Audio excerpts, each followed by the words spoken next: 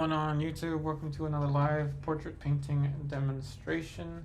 This is going to be a long live stream, so please feel free to draw or paint along with me, or just play this video on the side while you are doing chores around the house, or you can let this play as some sort of podcast. However you want to use this is just fine.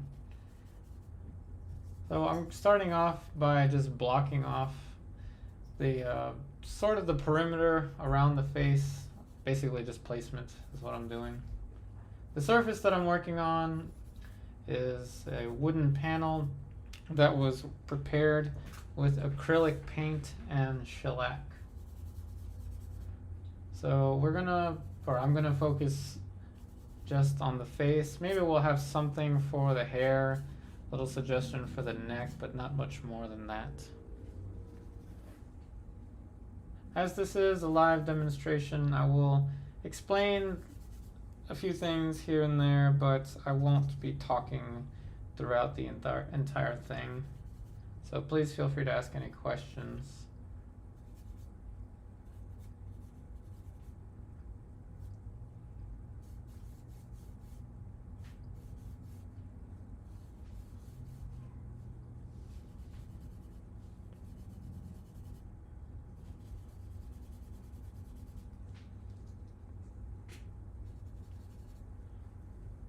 Now it looks like we're looking slightly up at the model. Shadow is about here. Eyes land about here. If I continue the perspective lines to kind of curve around. Hey Carol, or Carlos M-A-H. Hey Curtis, what's going on everybody?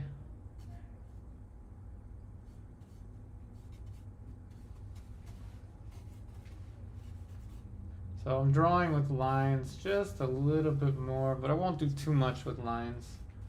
I'll jump into color shortly.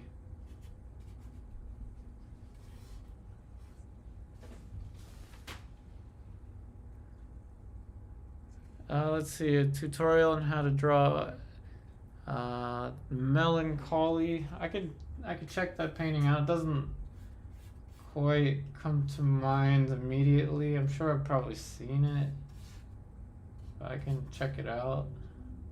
Appreciate the suggestion. Again, any suggestions for videos that you all have, please let me know.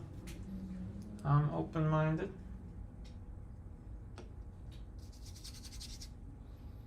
Let's go ahead and block in corner of the ear and the hair.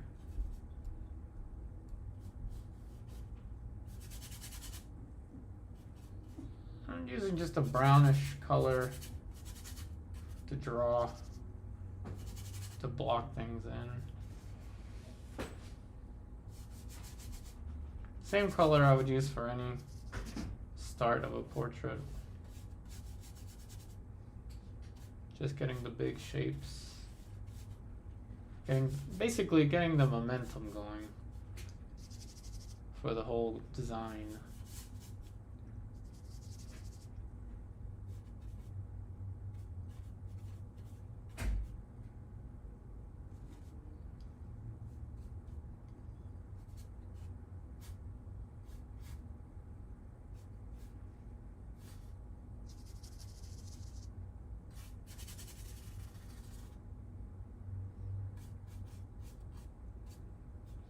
Now I'm going to work a little bit, or draw a little bit thinner. Let's add some of the darks now. And then I'm going to build the forms from the inside out.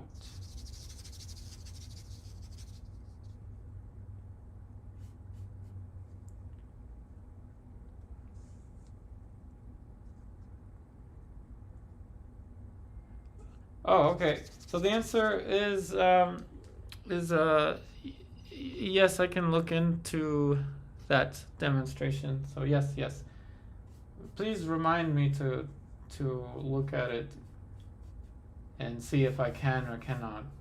So the answer is yes, I'll look into it. I can't give you a specific yes or no until I know what the painting looks like, if you know what I mean.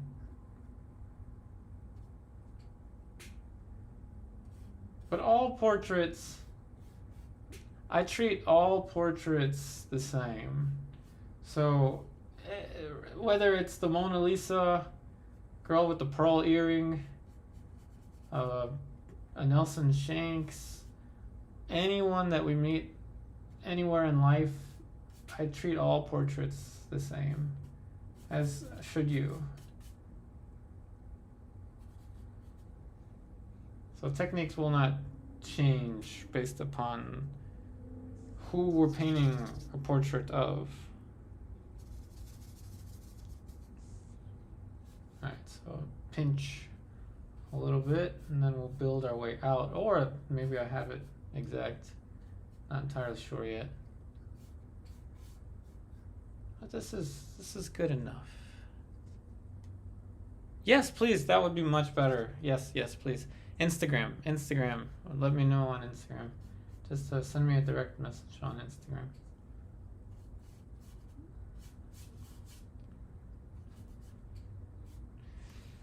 Okay, so that's about the general placement. Now I'm gonna start to get into some specifics. Let's guess that the eye is gonna fit over here, over here. This eye is gonna fit over there. Eyebrow, concavity of the eye socket, edge of the nose, something like that. Alright. Now I'm gonna go ahead and start to put a color. And I'm gonna use, this is Venetian red, chrome green, or chromium green, I guess. Venetian red, chromium green, cadmium orange. I'm mixing on my walnut wood palette, a little bit of Naples yellow. By the way, this is the hue version of Naples yellow. It's not the genuine Naples yellow.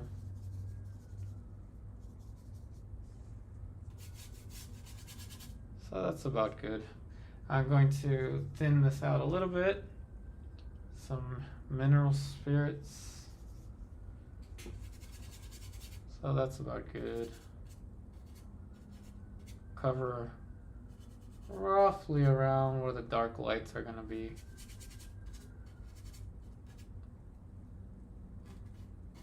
Around there. We've got a partial smile going on, so that's going to be something to take note of. I'm going to use a little bit of a bluish color from my earlier painting session. You can just basically call this a warm gray, blocking in the darks. Yep, no problem, thanks. Just let me know on Instagram. Everybody, I'm getting ready to post my newest paintings on Instagram, or some of them. Not all of them are ready, but I have at least two of them. Two of my recent paintings.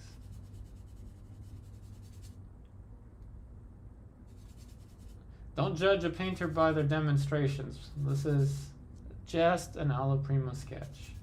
These are always going to be just basic sketches on YouTube.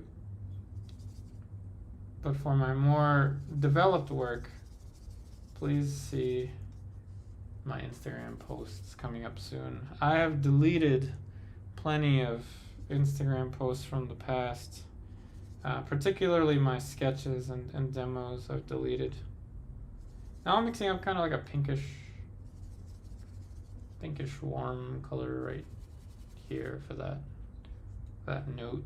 I'm gonna add a tad bit of chromium green and Venetian red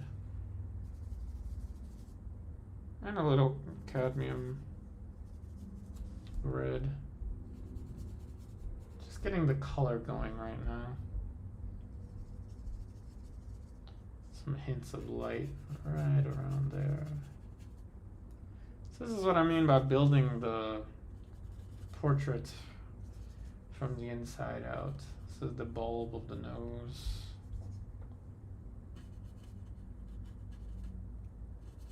This is the corner of the side plane of the nose. That's the maxilla region right here.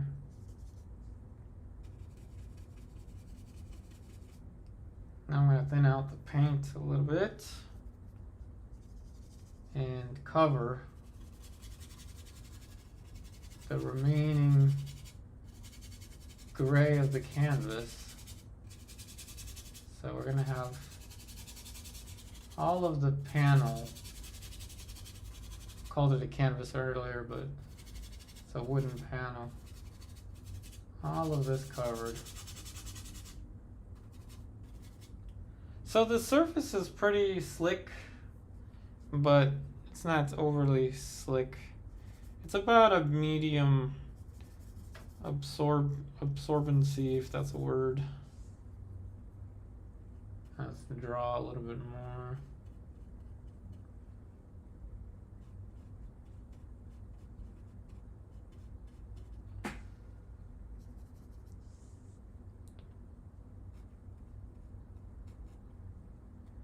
Tear ducts right here.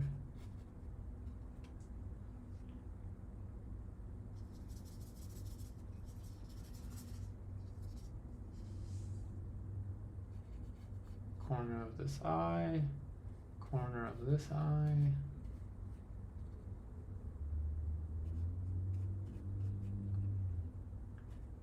Nostrils. Seeing a little bit more of this side of the face than this side, but only a little.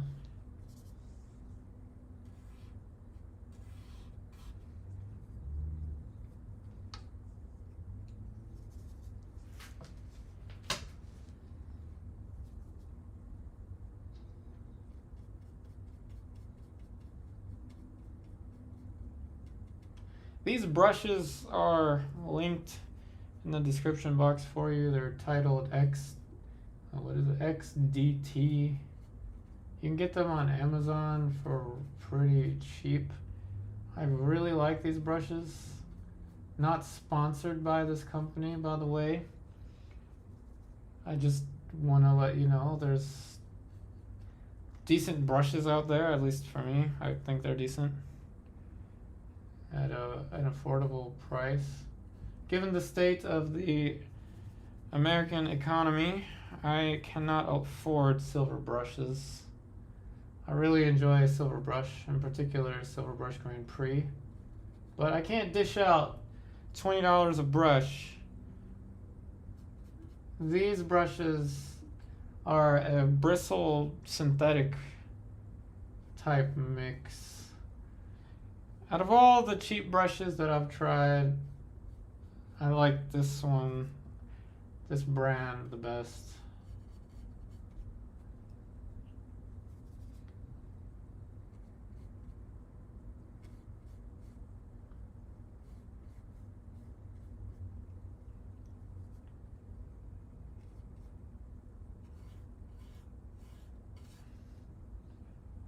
Same goes with why I'm painting on these panels.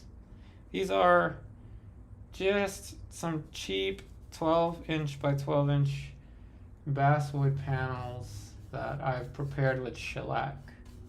And as long as you seal the wood, you can paint with whatever surface you want. You could polyurethane it if you want and then paint on it. You really can, as long as it's sealed.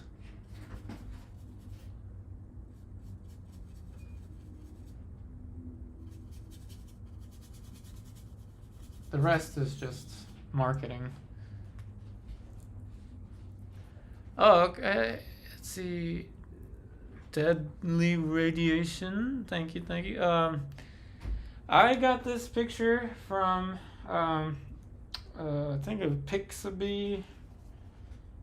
I'll tell you what, it's not the best thing to do to look for pictures like that. Copyright-free pictures are useful for many things, but for painting purposes, they're not the best. I'm using it because I have just run out of resources, run out of models basically, or painting sessions, which is going to change. I'm finally going back to some painting sessions. I'll talk more about that in the coming weeks, but anyway, Pixabay or Unsplash. Pixabay or Unsplash is where you can get references like this. And it's actually a pretty decent reference. It's got light and shadow, which is hard to find on a copyright-free reference. Decent light and shadow is a rarity.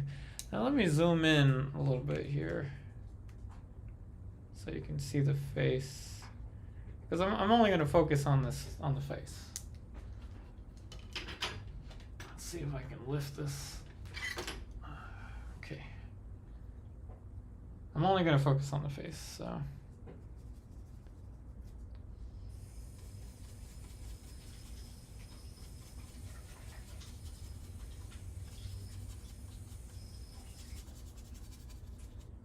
But you see how I'm establishing the surrounding shapes? Now this looks a little bit high up, and that's something I can adjust right now.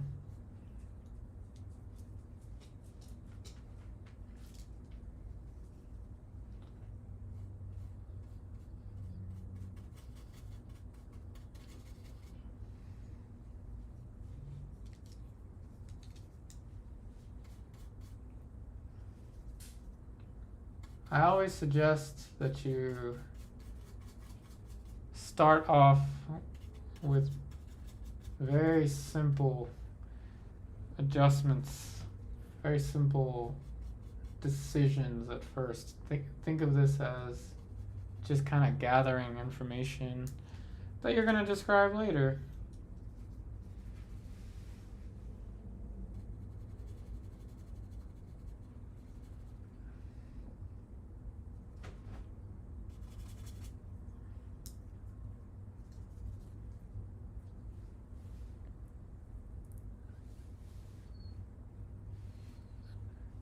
Hey Tim, Rick. Yeah, I can. To be fair, I haven't really looked into where I can purchase decent reference photos. I'll look into reference photos from PROKO. I don't really know of that source, but I can check it out. Sounds familiar, but I don't recall. But thank you, that's a great idea.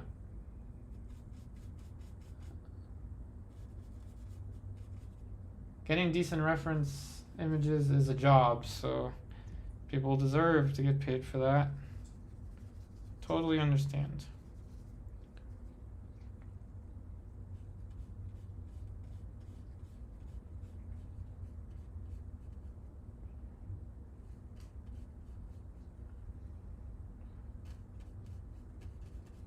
So when I'm blocking in a face, everything is up in the air, and this stage can be really fun, or it can be really stressful. For example, for someone that is very, very determined to get the likeness right away, it can be very stressful. And there's two directions you can be. You can be super analytical with the start, and every point needs to be exactly right, and that's fine. But it can be a little stressful. Painting, especially the start. The start should be a really fun, energetic stage. It's kind of like it's kind of like putting all the jigsaw puzzle pieces out there, and you begin to fit them into, you know, the corner pieces and things like that. Eventually you get exact with it. You can start with the exact placement of things and just get it over with, where you can start with the outside shapes and build your way there. Which sometimes, to be honest, that takes longer. This method actually can take longer than just measuring the whole darn thing and A, B, C, D in the right place. Now just fill in the dots and there you go. But for me, this is a fun way to work. And if it's not fun, then why are we doing it, right? It's not like we're getting paid the big bucks to do it. But we get enough. We get enough. If we dedicate our lives to it, we get enough.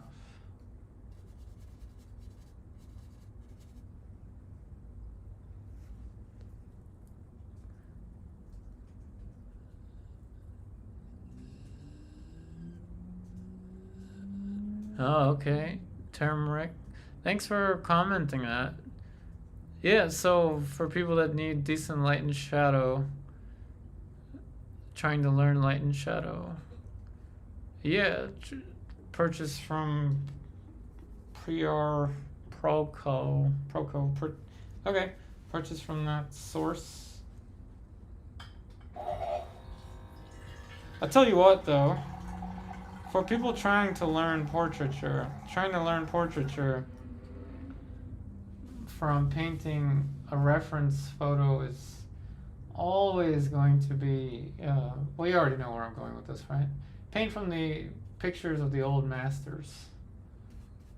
Or better yet, go to the museum and paint from the real thing. Yeah, I say that and I've never done it. All my almost 20, I've been painting for, I think, 18 years now. So 18 years of that and I still haven't gone to a museum that's like, now I live like probably 10 minutes away from National Gallery of Art in DC. You know, my first motivation, my first inspiration to do realist painting was when I was in high school, and I saw someone doing a master copy of a still life.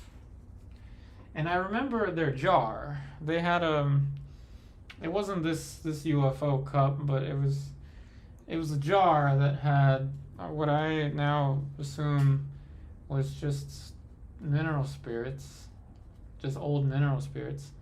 It was just one of the coolest things I had ever seen, and it just imprinted itself in my memory. I've always enjoyed the materials side. I guess that's why these days I'm so fascinated with constructing wooden oil paint palettes with balances.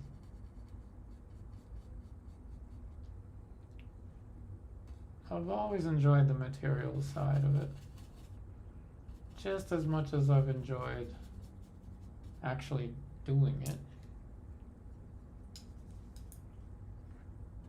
Alright, we're building these smaller planes, and we're going to walk our way up towards the highlights, or we can just place them down now. Doesn't matter.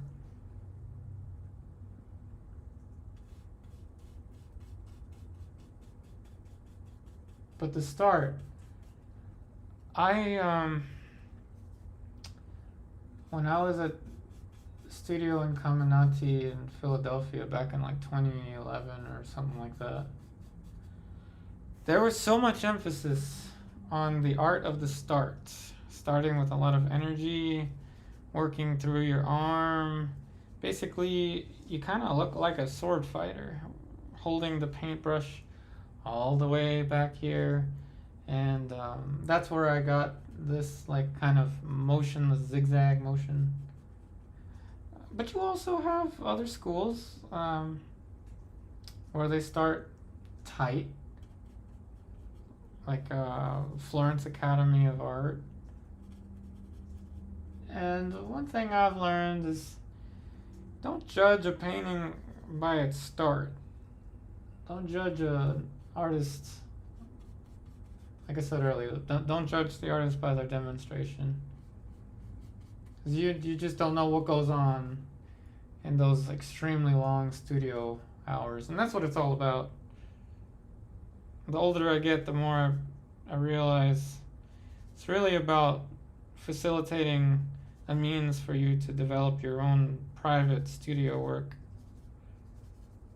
Whether the world accepts it or not is somewhat irrelevant in the grand scheme of things. You do it because you love it.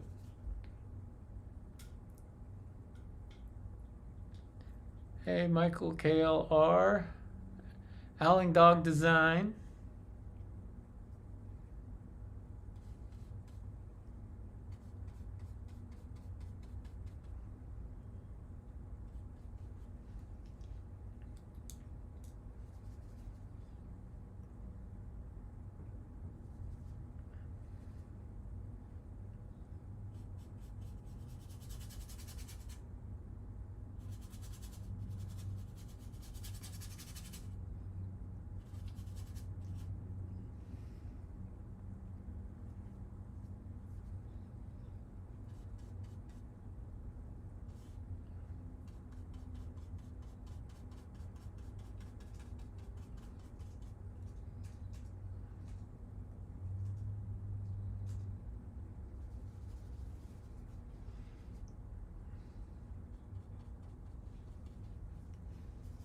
And now I'm starting to push contrast a little bit.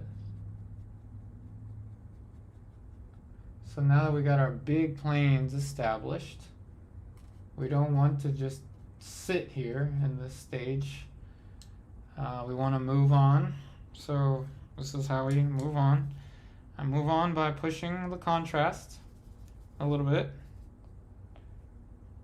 That is the color relationships, which are totally based on perception, whether it's from reference or from life. From life is best case scenario, but I see greens here, I see reds, I see pink, I see orange. Every plane change is a color change.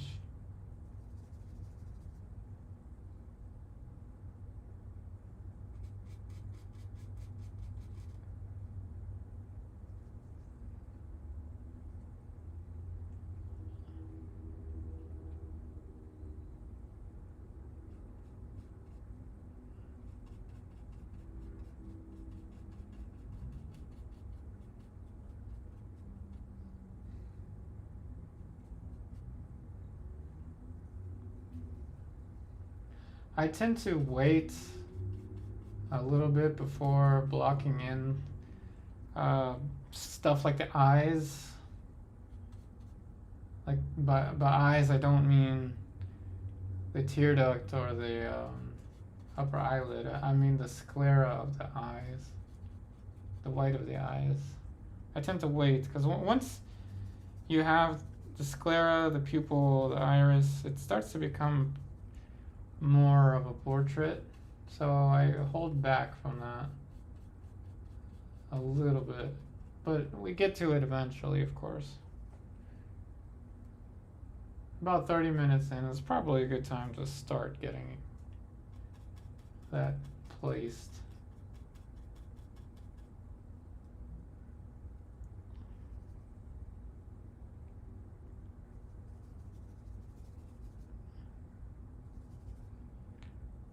And I would suggest for anyone out there that really wants to improve, do self-portraits as often as you can. And I do self-portraits all the time. I haven't posted them. You haven't seen them yet. The only ones that have seen them are my students. But I've got some big self-portraits with compositions and stuff. A lot of stuff, really.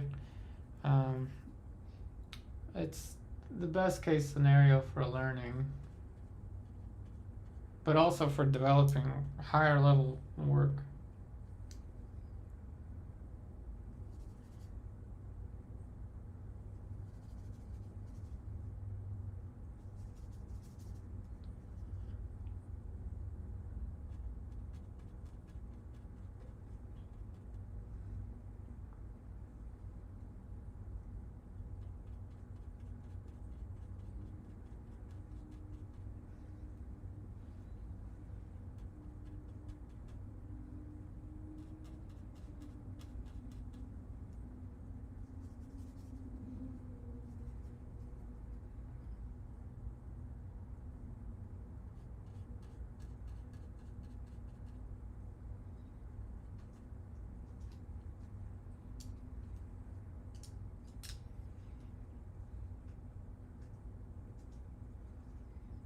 Now I'm going to just vaguely suggest the teeth, black and white, makes a gray.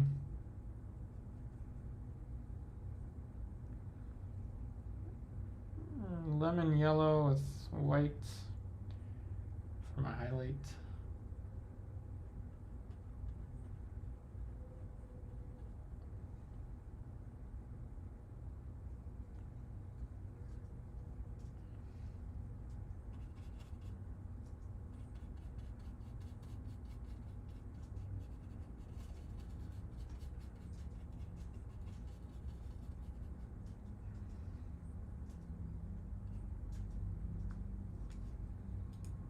I've got 4 brushes in hand right now,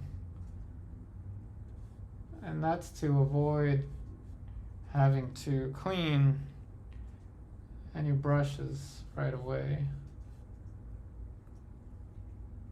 At this stage, I know that I will probably move the mouth at least 3 times before I start to really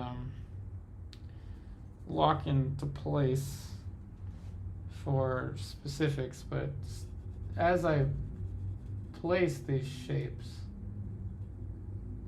I leave room to move the shapes either like a centimeter up or a centimeter to any given direction.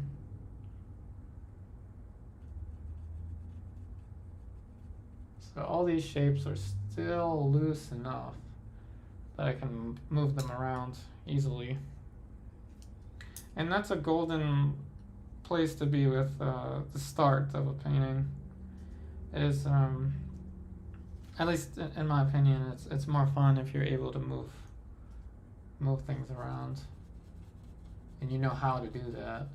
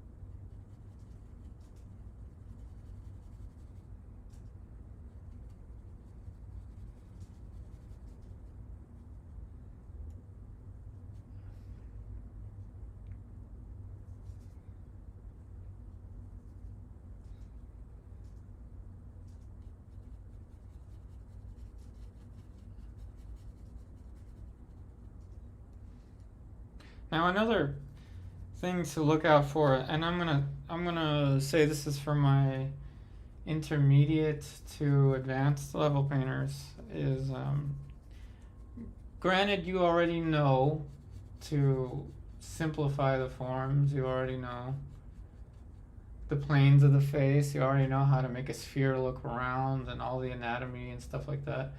That's a good starting place. But when you are developing a portrait specifically in this stage, beware, and I'm speaking from my own tendencies and I guess other people's tendencies that I've noticed, is beware of oversimplifying. It is possible to have too much of a good thing. Simplifying and leaving things blocky for too long is like taking credit, and I don't mean credit as in taking accolades, I mean as in debt. When you are too afraid to go beyond what your teacher tells you, keep your shapes simple and easy, work with a bigger brush than you have to, paint with big planes, and I think I already said that, but don't be afraid to get detailed with it. Don't be afraid to start to subdivide your shapes like we're doing right here. Even at the peril of the likeness. You make a mistake with the likeness, if you know how to move your shapes around, then you can adjust quickly.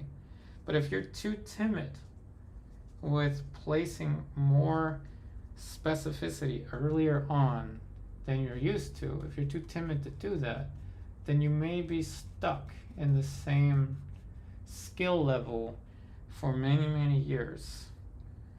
And be careful. We don't want to do that. We want to keep improving, even if we have to sacrifice a painting for it. But this is for my intermediate to advanced level painters. Otherwise, if you have only been painting for a short period of time, like if you've only been painting for like a year or 2 years or something like that, then focus on the big shapes, like I said. And it's okay to hold back on detail, but eventually, like that, you want to be able to build your form effortlessly.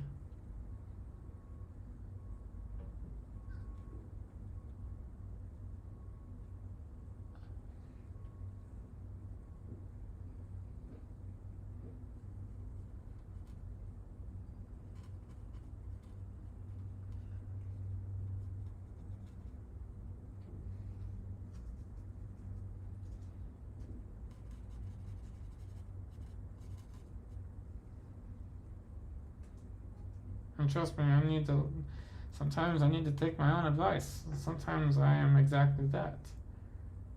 I'm almost too timid to go into more detail, even though I know I can. I used to even hate the word detail.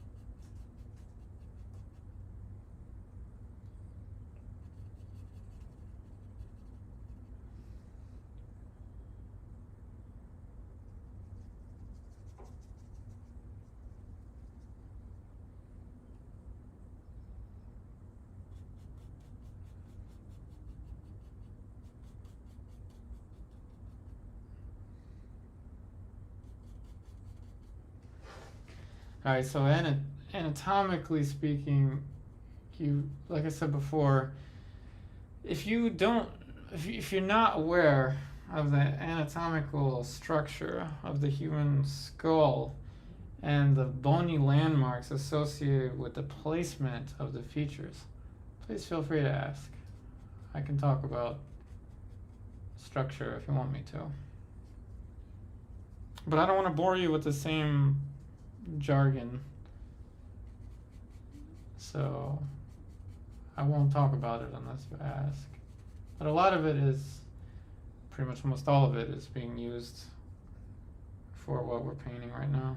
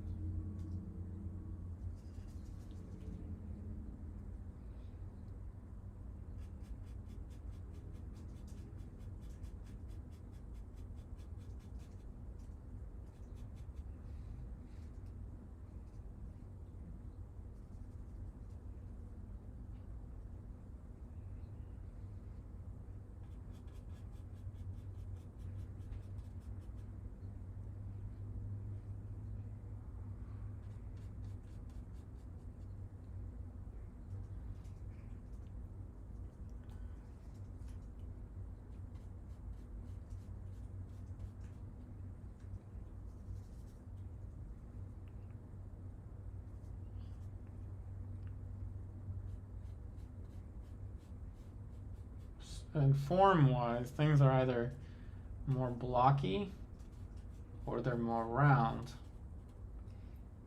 So, for example, something that's more blocky is right here, the neck. There's not as much planar variation. There is color variation though. It seems like the neck area is cooler relative to everything above it. So I use a little bit more blue. Colors are relative. And I know all you can see is that little triangle, so that's all I'm going to paint. It's that little triangle.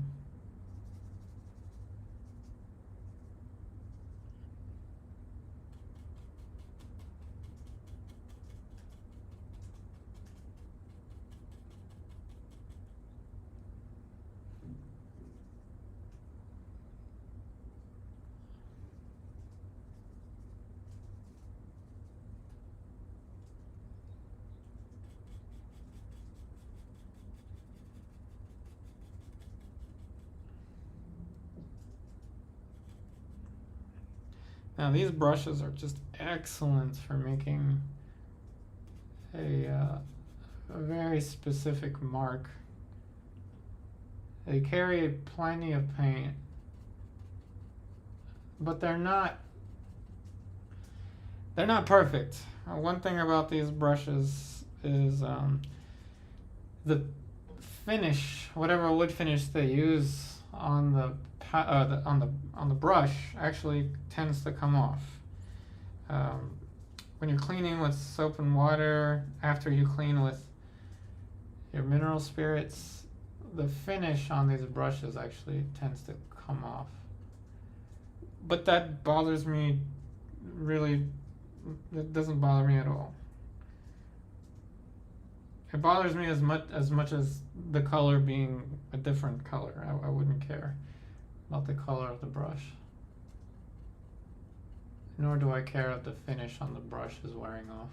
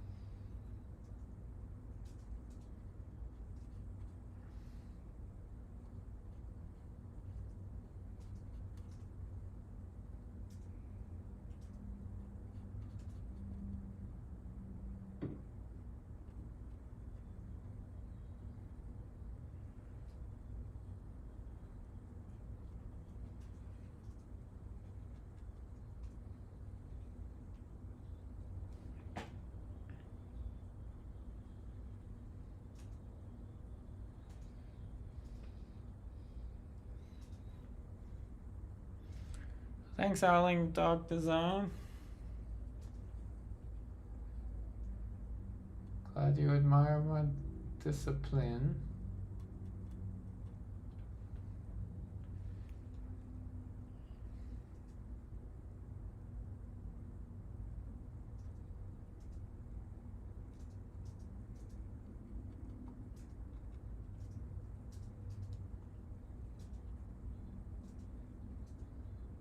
So it's been about 50 minutes, 50. It's enough time now. We can start to put in some shapes for the eyes. We have enough structure for the face now. The face is established enough now.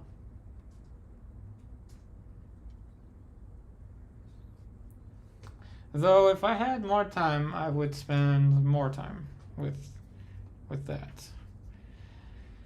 As time goes on, I tend to take a little longer these days with certain stages. Not really for the sense of it's better to take longer. That really is irrelevant to me. It's that I guess I just as I get older, I kind of understand that I'll get there eventually. So I don't really, I'm not in much of a hurry with my own painting.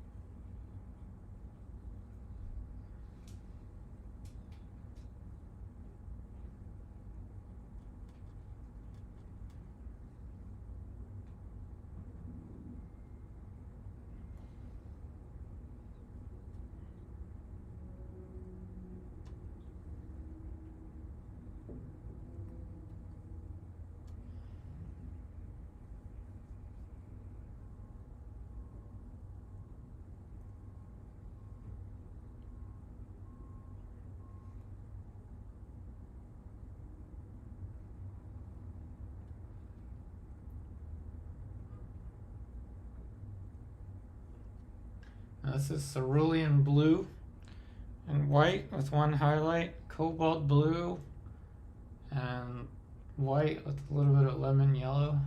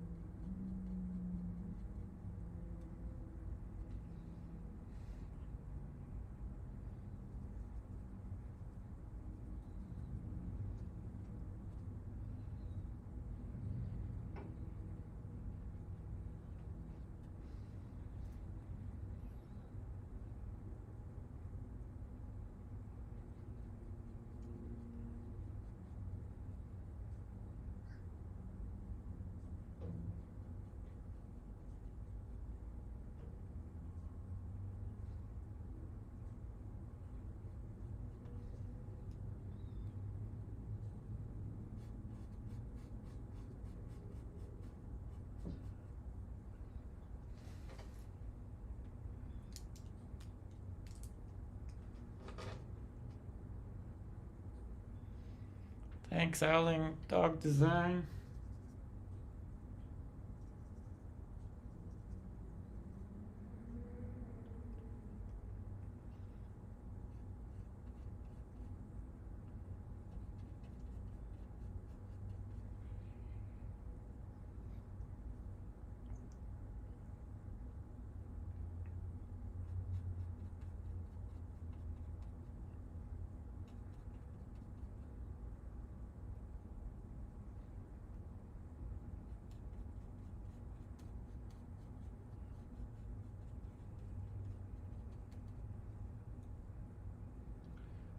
Just a little light for the superciliary arch.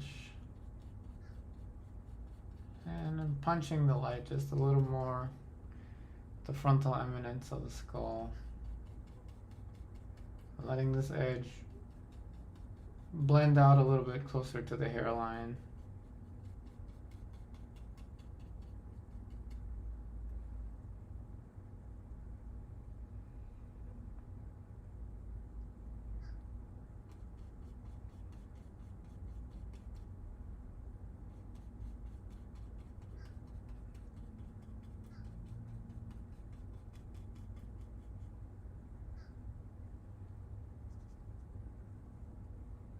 And now as the planes begin to subdivide a little bit more, the color variation will be a little less intense.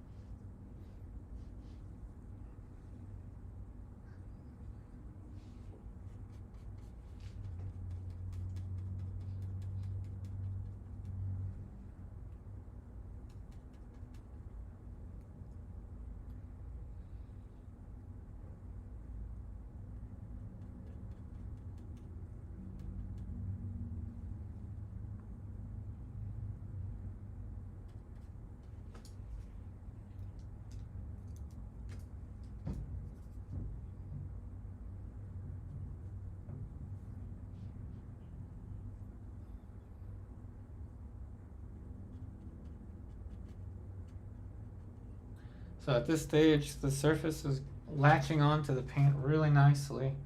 But I also have some alkyds on my palette. So my alkyds start to dry, which gives a little bit more grip to the paint.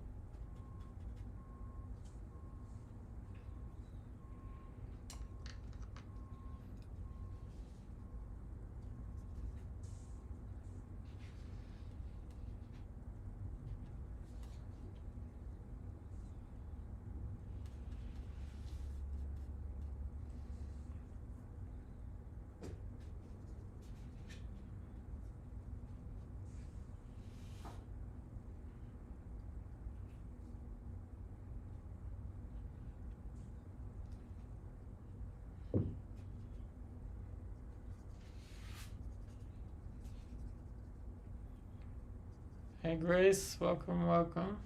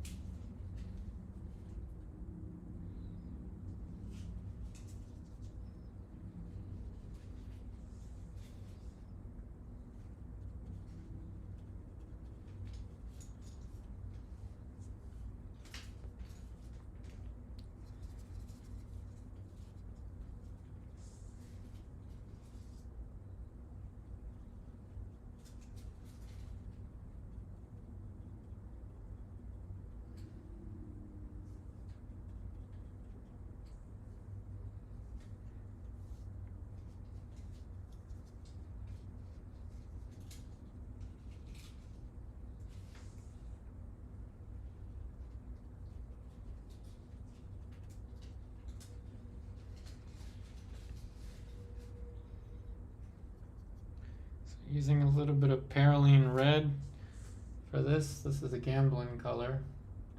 It's a wonderful chromatic red that leans towards the pink.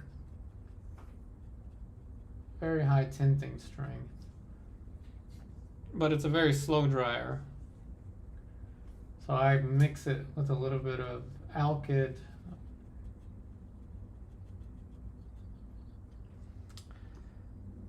A Winsor Newton Griffin alkyd color that's very similar to it is Permanent Rose.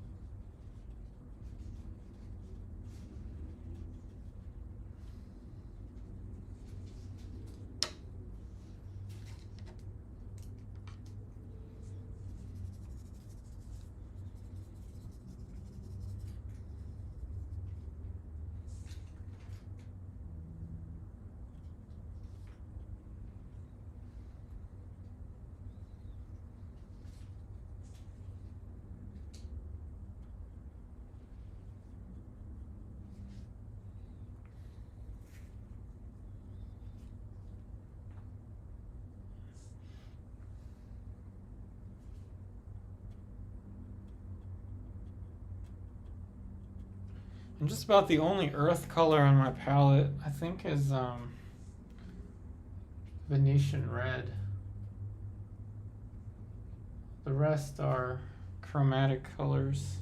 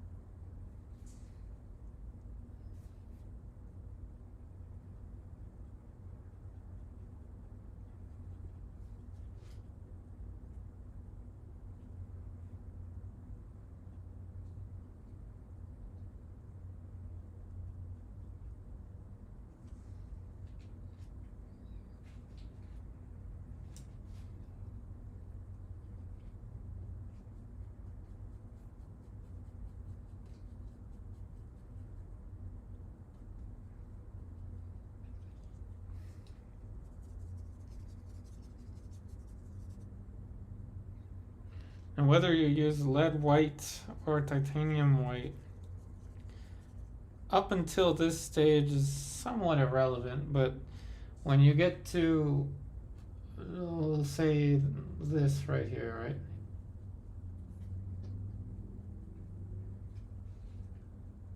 right? Okay, to get that edge with titanium, which is what I have, it takes a more careful touch. And you can't use quite as much paint. So that's where something like a lead white, which is a little more transparent, would help. But you don't need it to create the optical effect.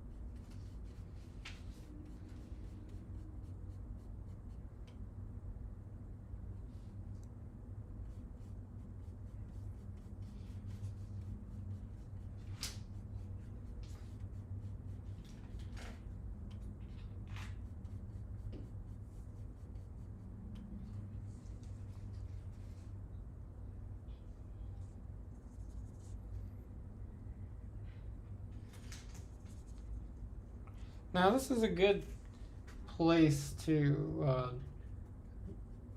talk a little bit more about not being afraid of getting more small, intricate shapes. Even when you get into a stage like this, and this is still, the painting's still at its infancy, the form is still at its infancy. And it's already been an hour, 20 minutes. So, like I said before, don't judge a painter by their demonstrations.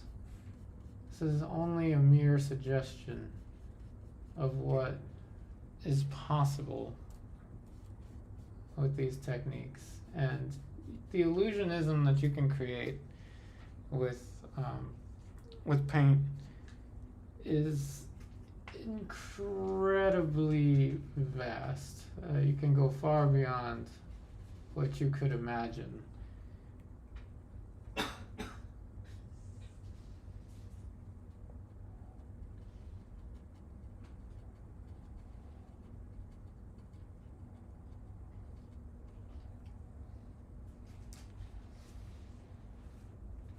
But in order to know what to abbreviate, let's call it figurative abbreviation. In order to know what you can forego, what you can avoid painting in, you really only learn that by studying from your favorite old masters.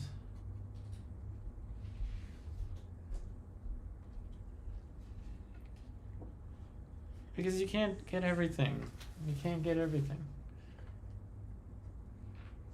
Oh, thank you for that comment. I'm glad you liked the portrait.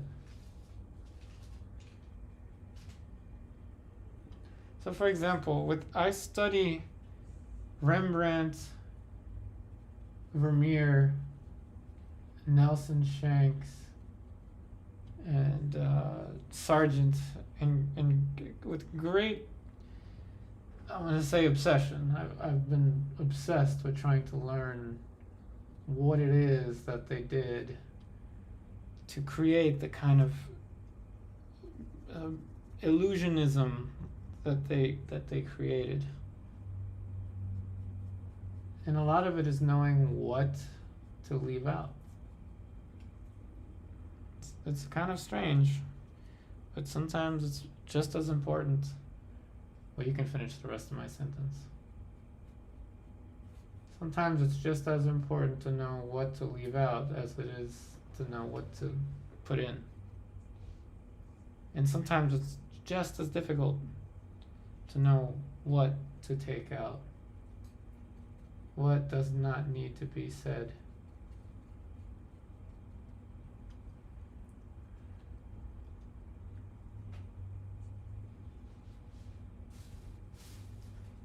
And the truth is, I couldn't tell you what it is. I don't know. I had this conversation earlier. Sometimes I don't even know what it is that I just did in a painting.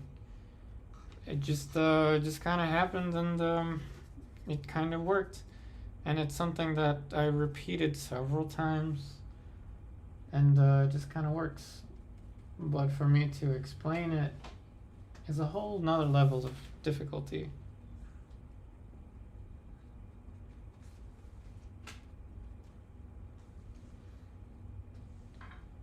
The best thing I could say in terms of leaving out is eyelashes, earlobes,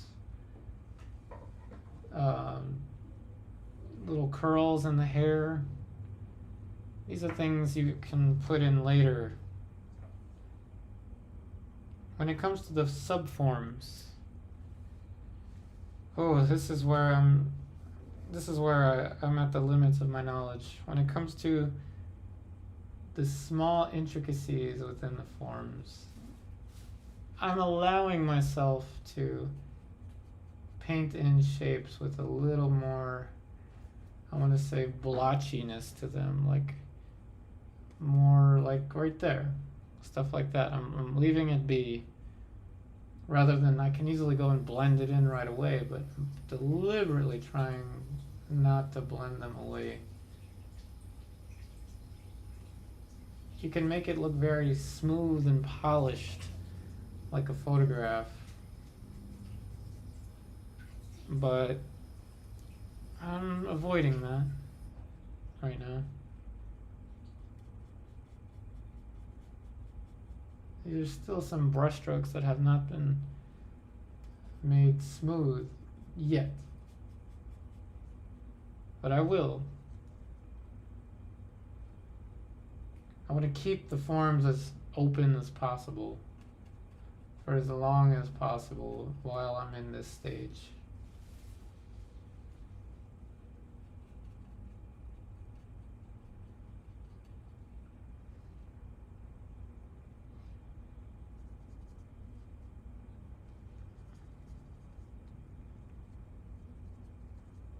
And this is stuff that I've figured out from, like I said, many years of teaching,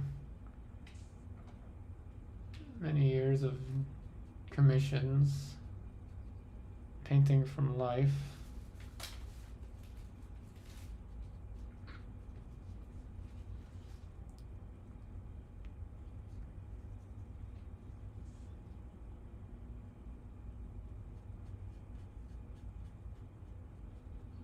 I tell you what, a good brush makes this just that much easier. And you can do this with cheaper brushes. Like I have some brushes that run about 7 cents a brush, and I use those pretty often. But when it comes to carrying paint across an alla prima style portrait start, you because you're carrying around so much paint, you want to be able to carry around a lot of paint yet control it too. And that's where these brushes are just excellent. For the price, these brushes are excellent. And yes, like I said, the finish on the brush, on the wooden handle, this comes off, it peels off. And sometimes you'll see it right here. See the hairs on the brush start to get worn down, but I charge up the paint enough that it makes the tip of the brush smooth, so it doesn't bother me.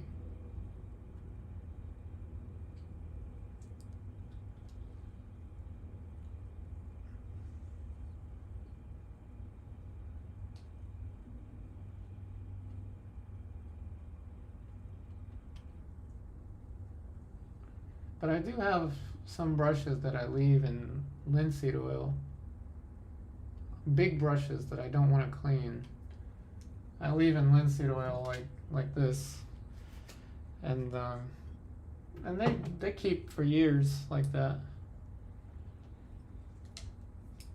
But with these, I really like them, so I clean them.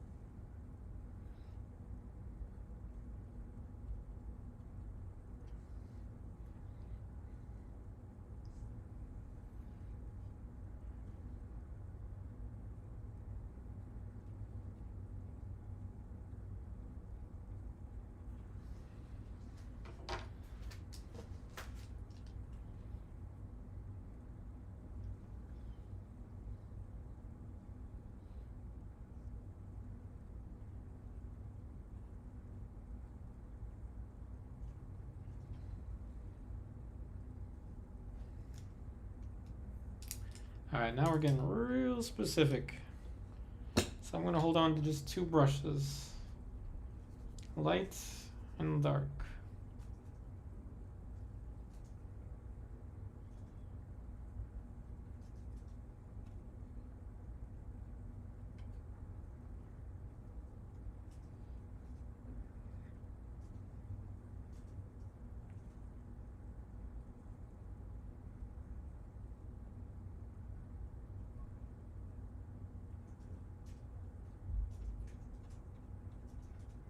Now we're getting really smooth with these shapes. But we're doing so in the same way. I guess I called it blotchiness. Not really caring about blending them out so much, but just like that, little hills and valleys.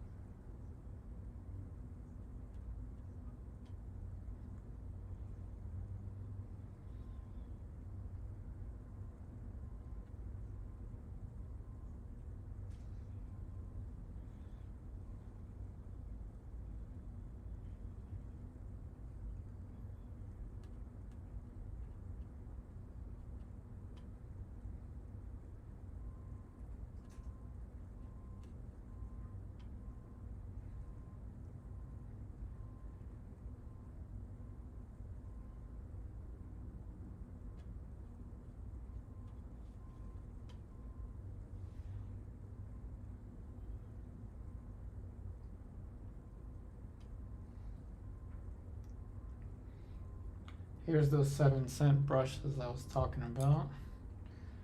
Although this one is kind of beat up. Let's get a new one, I guess.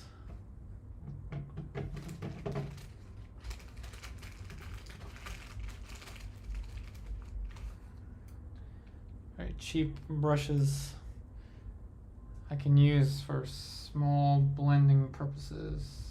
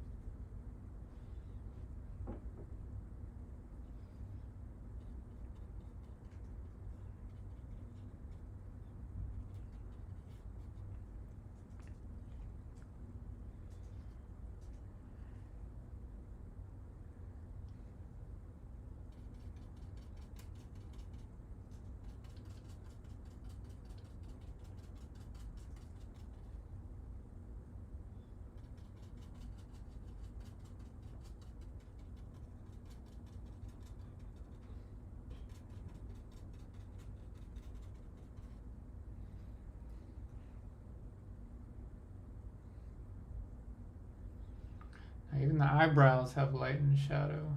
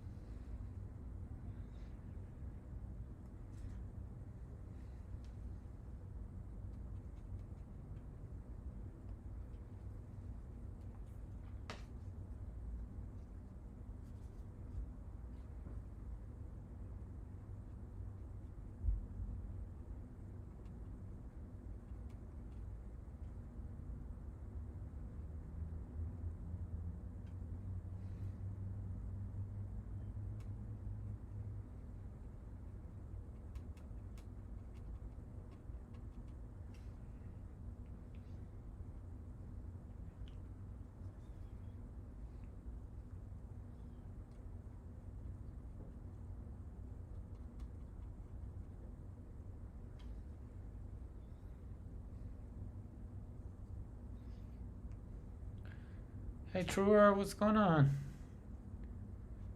You're watching on your big screen. Yay! I'm famous. I always love to hear when I'm on the big screen. It's midnight over there. Oh wow. Really appreciate you watching this at midnight on the big screen. That just made my day. Really. Thank you. It's awesome. I feel a little bit better about myself when I'm walking down the aisles of Wegmans to buy some yogurt later tonight for me.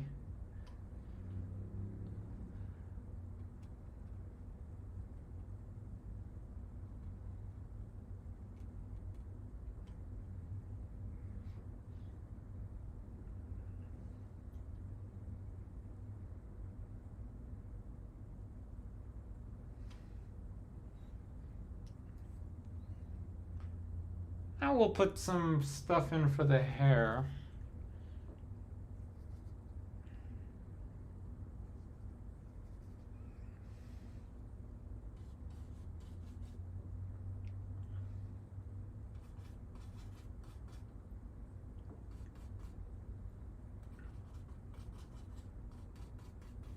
So we're going to let the tone of the canvas or the panel do some of the work wherever applicable.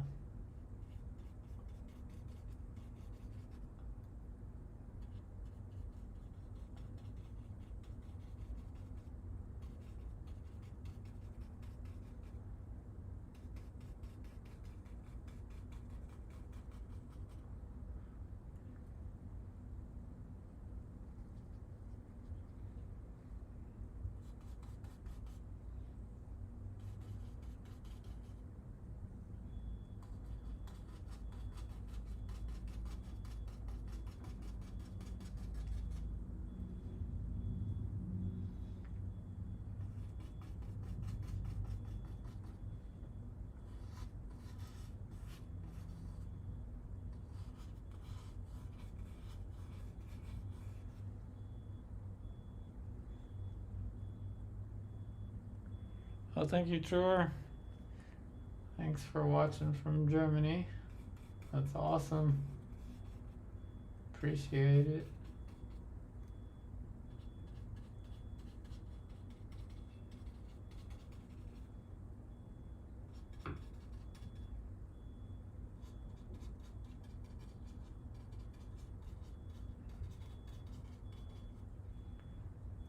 So the hair has light and shadow, and as you can see, different planes.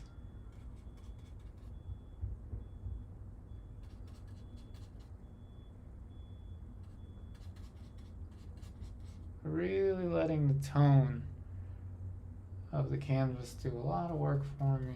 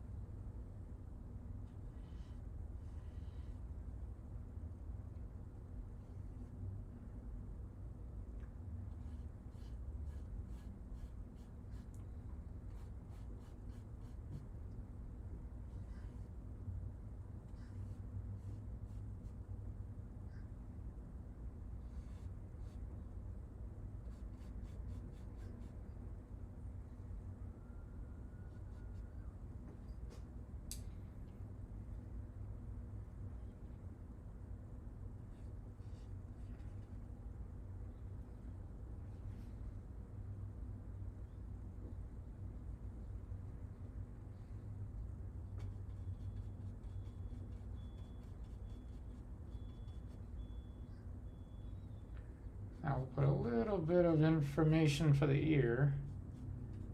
And we'll paint in the jewelry. It's always nice to have something down for the ears.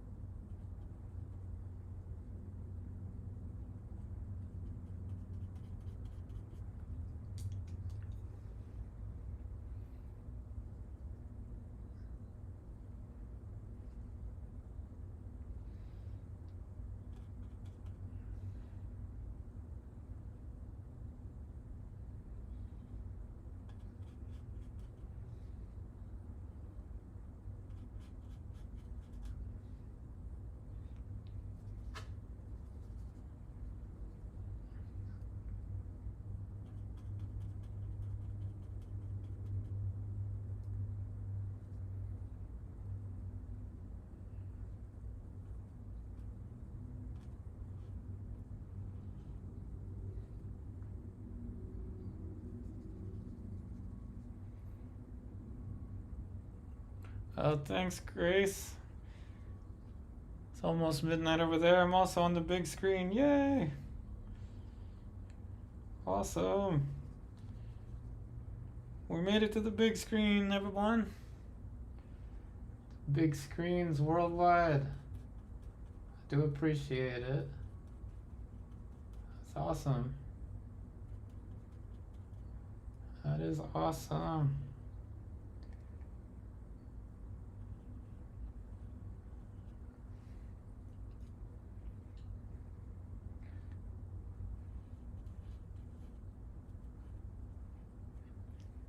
I really do appreciate it.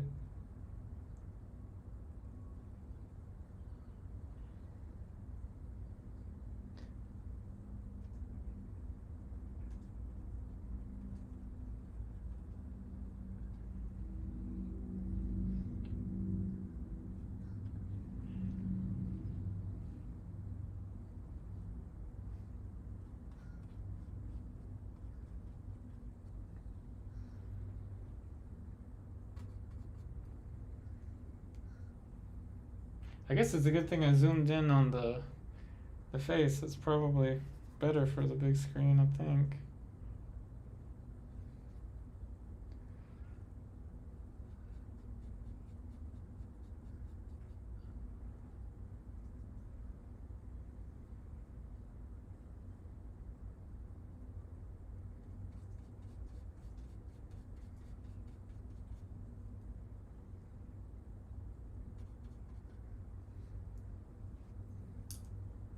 Let's use the 7-cent brushes.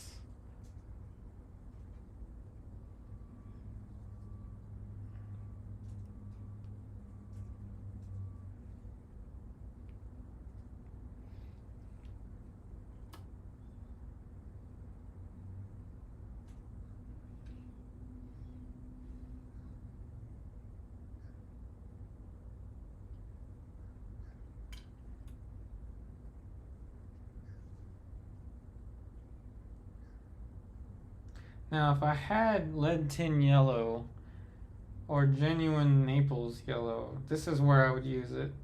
This is a popular place to use expensive colors in jewelry. Lead tin yellow would work perfectly for that.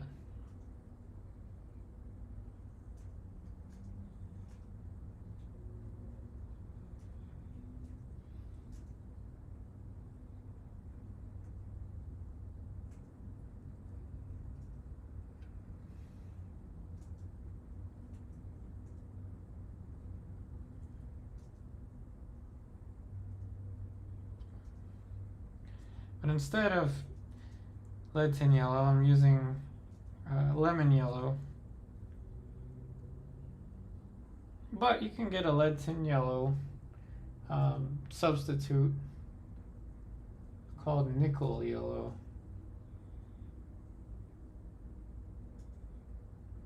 think Gamblin makes it. Either Gamblin or Winsor Newton.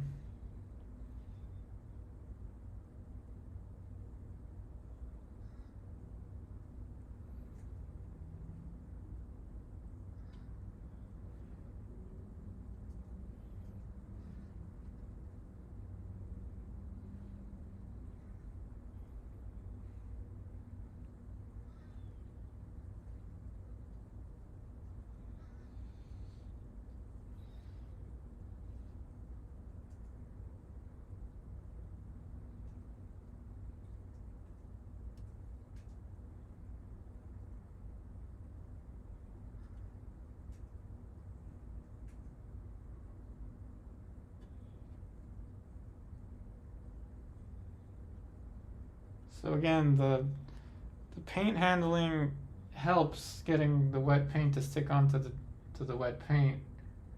If you thin out, this has a little bit of mineral spirits, whereas this had almost no mineral spirits. So thin paint sticks onto thick paint.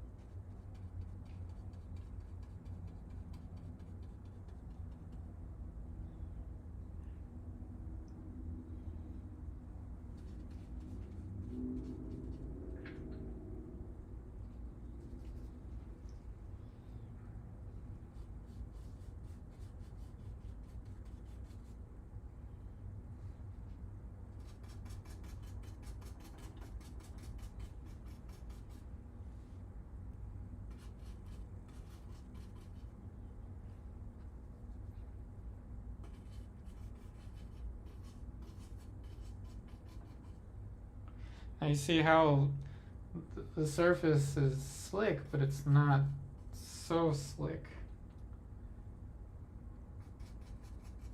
It's grippy enough for the paint to slide, but not so much where it's difficult to make shapes like that.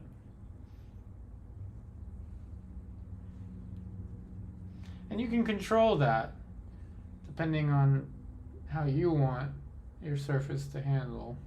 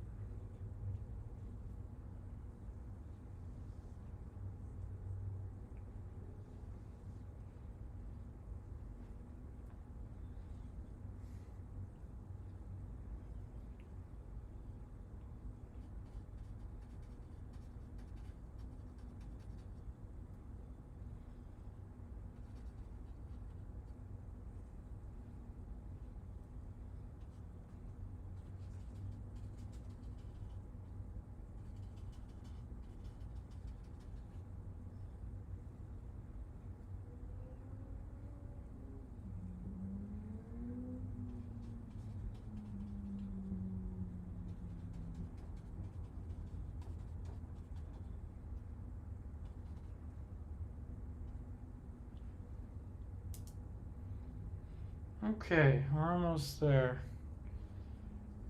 I guess this portrait will only need about 2 hours. So I'm just gonna punch the light a little bit more, and then I'll call it.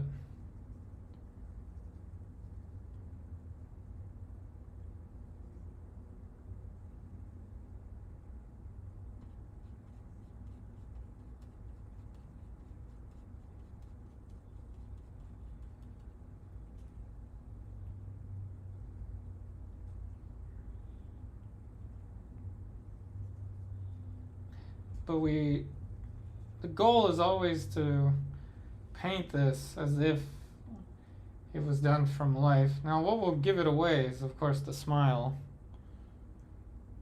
I don't think anyone's gonna hold a smile that long, but the goal is to paint with the same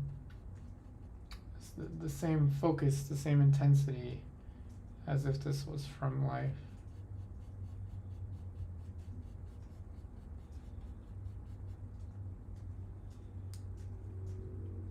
Other than punching the light, I'm gonna adjust the chin a little bit.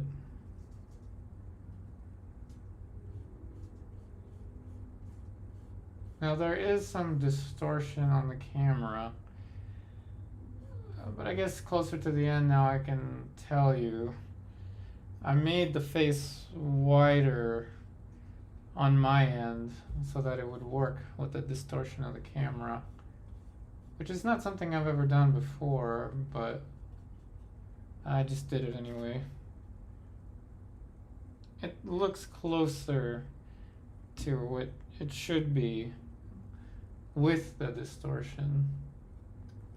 It's not something I'm always going to do, but making this more narrow is not that difficult to do, but basically it's just pushing this way, pushing this way.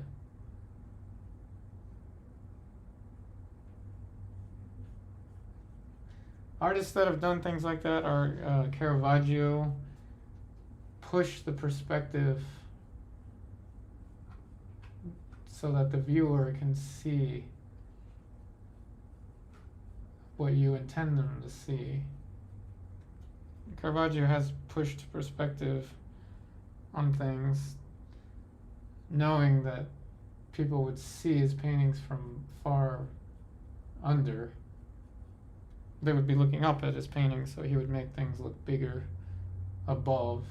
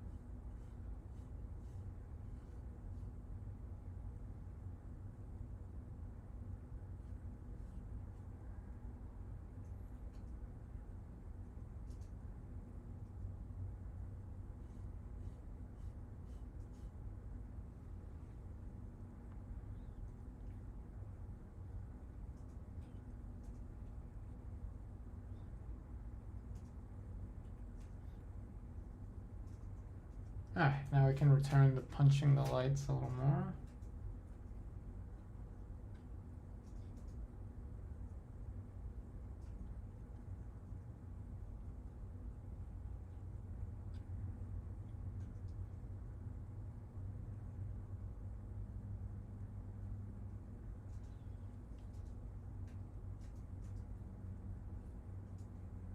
So again, this is where something like a lead white would be easier, because see how delicate of a touch I need to have to make this highlight but not make it too bright.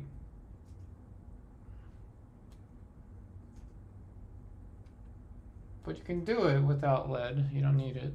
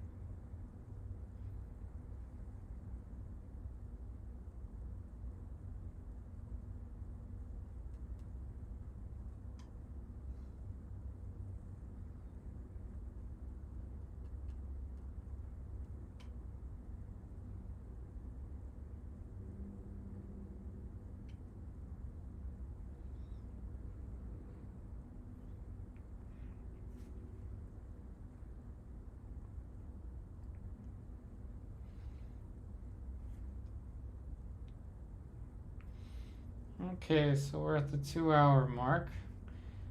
Again, I'm just gonna push some of the lights just for a minute or so. I'm gonna add a slight orangey hue to the midtones around the cheeks and the forehead.